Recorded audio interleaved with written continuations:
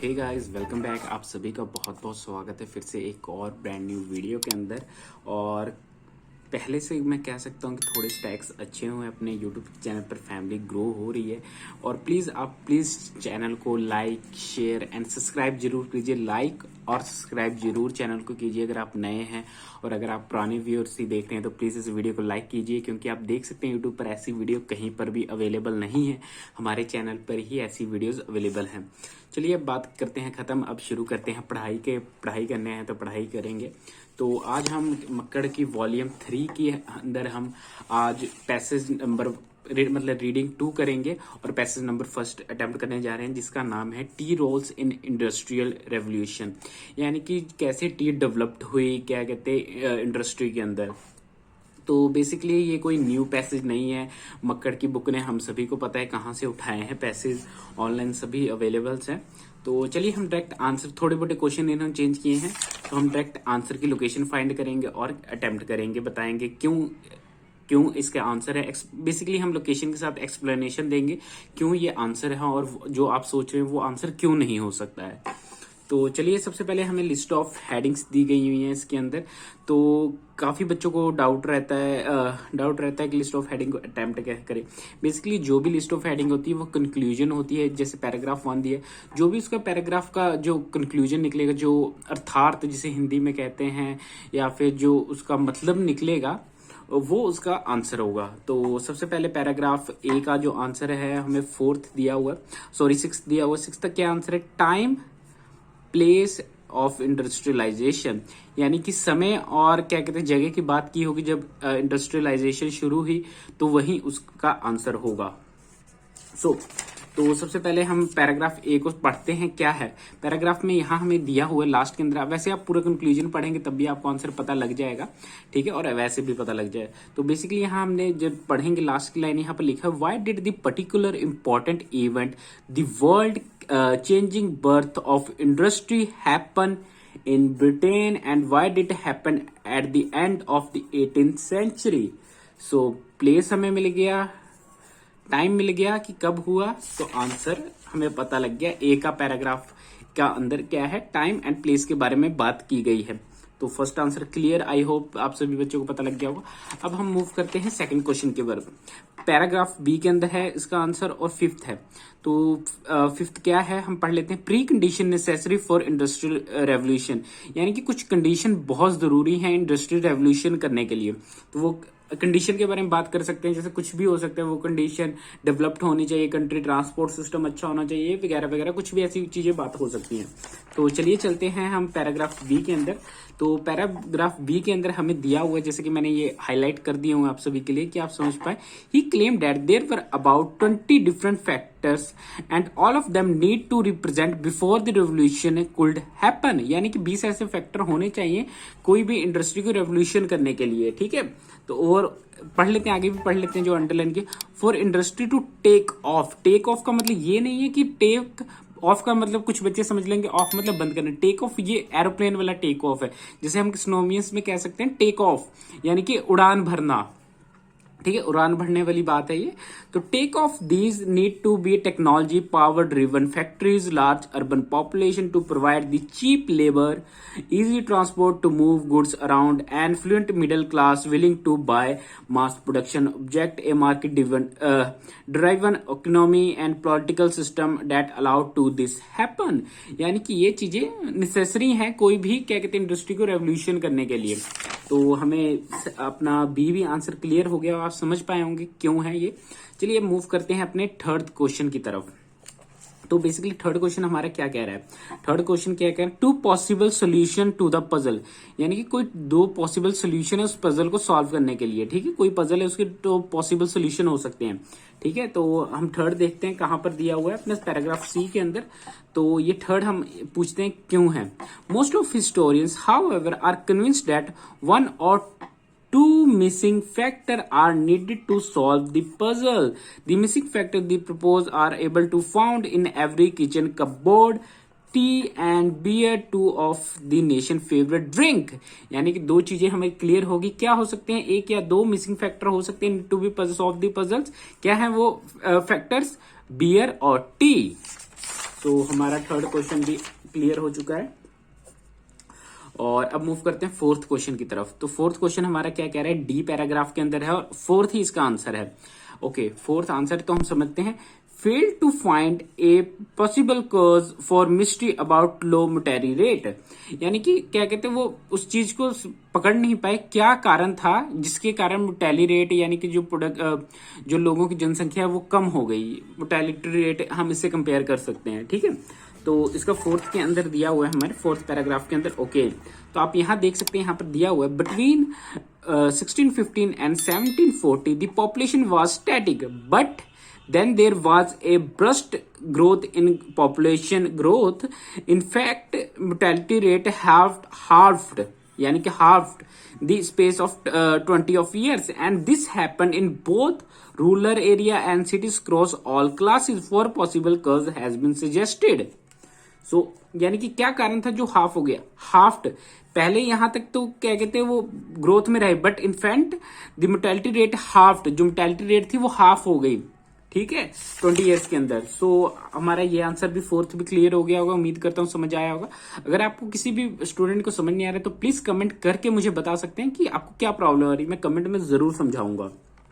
Okay okay, अब move करते हैं हम फिफ्थ क्वेश्चन की तरफ। और मैं एक और बात क्लियर कर देना चाहता हूं कि क्या कहते हैं, जो बच्चे चाहते हैं कि साथ प्रैक्टिस करना, मैं जल्द ही एक फ्री क्या कहते हैं क्लासेस ऑनलाइन कंडक्ट करने जा रहा हूं, जिसमें मैं 1 मंथ तक यानी कि जब तक वो एग्जाम नहीं देते हैं तब तक मैं एक क्लासेस कंडक्ट करूंगा। कुछ बच्चों की स्ट्रेंथ होगी लिमिटेड, वो मैं बता दूंगा। फ्री क्लासेस होगी, कोई भी हम पेड सर्विस यहाँ यूज नहीं करते हैं, ना मेरे नाम से कोई भी यूज कर रहा है, तो वो बेशक वो धोखेबाजी कर रहा है आप लोगों के साथ। तो चलिए मूव करते हैं फिफ्थ क्वेश्चन की तरफ। फिफ्थ क्वेश्चन क्या क्या है, पैराग्राफ ई। पैराग्राफ ई का हमारा 7th आंसर है, relationship between population and change of drink in Britain. यानी कि 2 मेन कीवर्ड्स हैं। तो क्या कहते हैं, अगर ये 2 कीवर्ड हैं तो यही इसका आंसर है। सो बेसिकली अटेम्प्ट ऐसे नहीं करना है, मैं आपको आंसर बता रहा हूँ, लोकेशन बता रहा हूँ क्यों ये आंसर है, ठीक है। अटेम्प्ट ऐसे नहीं करना है कि आपको ये आंसर पढ़ लेना है। आपको सबसे पहले ये लिस्ट ऑफ जो हेडिंग दी होती है वो पढ़नी है, उसके बाद आपको पैराग्राफ पर मूव करना है। जो भी आपको कंक्लूजन निकलेगा उसमें से वो आंसर चुन के आपको लिस्ट ऑफ हेडिंग अटेम्प्ट करनी है।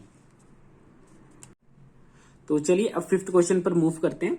ओके, तो यहाँ रिलेशनशिप की बात हुई है, तो फिफ्थ की हम जल्दी से मूव करते हैं। ओके, सो डी। ओके, फिफ्थ यहाँ पर हमारा दिया हुआ है। सो फिफ्थ का आंसर यहाँ पर से लास्ट लाइन में आप देख सकते हैं क्या बात की थी, पॉपुलेशन और चेंज ऑफ ड्रिंक की ब्रिटेन के अंदर, ठीक है। But in the late in the 17th century a tax was introduced on malt.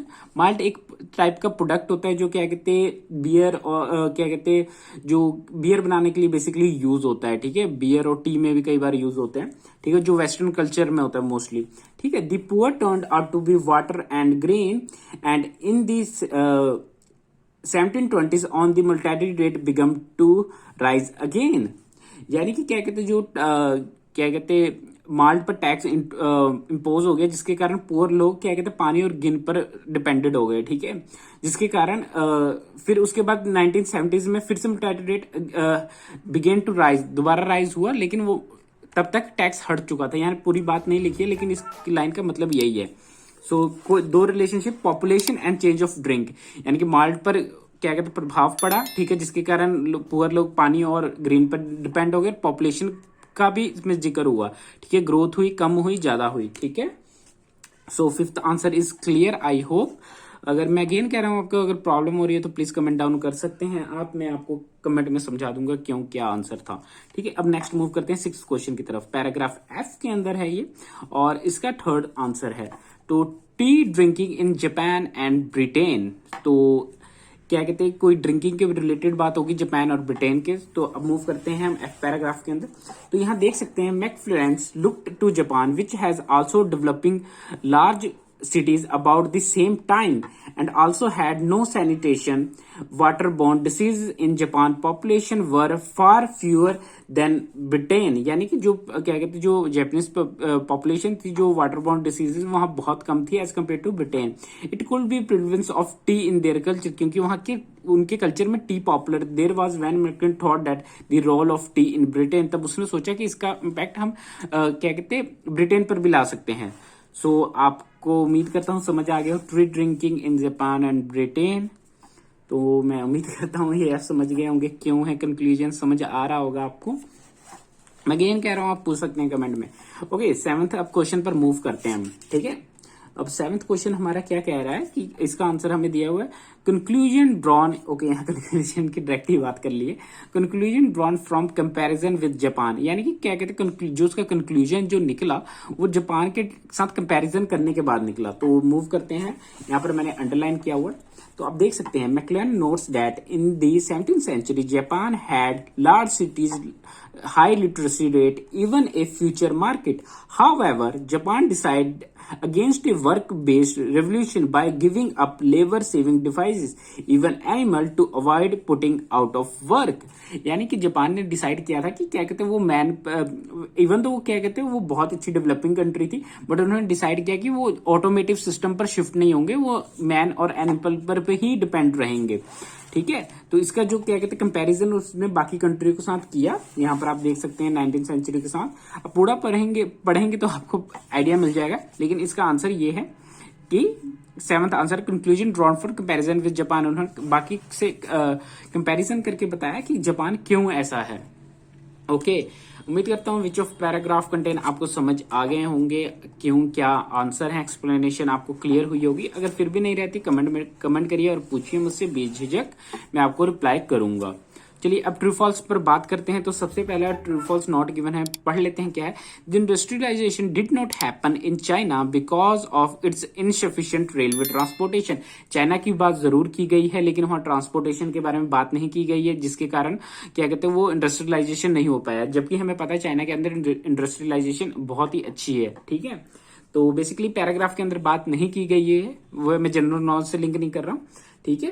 Paragraph के अंदर बात नहीं की है, इसलिए ये नॉट गिवन है। कहीं पर भी नहीं बात की, चाइना के बारे में जरूर बात की है, बट ये नहीं बात की है कि वहां इंडस्ट्रियलाइजेशन हैपन नहीं हुई, ठीक है। चलिए अब बात करते हैं 9th क्वेश्चन के बारे में। 9th क्वेश्चन क्या कह रहा है, tea and beer contribute to protect people from water borne diseases. तो ये हमने यहाँ पर एक पढ़ा था वाटर बॉर्न डिसीजेस के बारे में। तो चलिए इसका आंसर है इस पेज के ऊपर। तो आंसर नंबर है ये 9। सो 9 आंसर कहां पर है, 9 आंसर यहाँ है, देखिए। दिस, यहां से पढ़िए, this plus the fact that both are made with boiled water, यानी कि किसके बोथ क्या है, tea and beer, prevent epidemics of water borne disease such as डेंसिटी and densely polluted urban areas. यानी कि इन दोनों की खासियत क्या है कि ये क्या कहते हैं वाटर बॉर्न डिसीजेस से हमें बचाते हैं। तो ये आंसर हमारा हो जाएगा ट्रू, ठीक है। ये बात लिखी हुई है, tea and beer contribute to protect people from water borne diseases. तो ओके अब मूव करते हैं हम 10th क्वेश्चन के ऊपर। Okay, Roy Potter's disagree with the proposed theory about the missing factor. क्या जो रॉय पॉटर था वो डिसएग्री कर रहा था जो प्रपोज थ्योरी थी अबाउट द मिसिंग फैक्टर, ठीक है, वो डिसएग्री कर रहा था। अगर वो डिसएग्री कर रहा होगा तो यहाँ पर ट्रू हो जाएगा, अगर वो एग्री कर रहा होगा तो यहाँ फॉल्स होगा। यानी कि यहाँ फॉल्स दिया है, मतलब रॉय पॉटर एग्री था। तो चलिए हम देखते हैं रॉय पॉटर एग्री क्यों था भाई, ठीक है। तो नेक्स्ट उसी के लाइन 3rd पैराग्राफ के अंदर नीचे ही आंसर दिया हुआ है, the fact is case has been strengthened by favouring strengthened, गौर करिएगा इस वर्ड पर, by favourable experience of his research by Roy Potter and the spectrum given way very administration.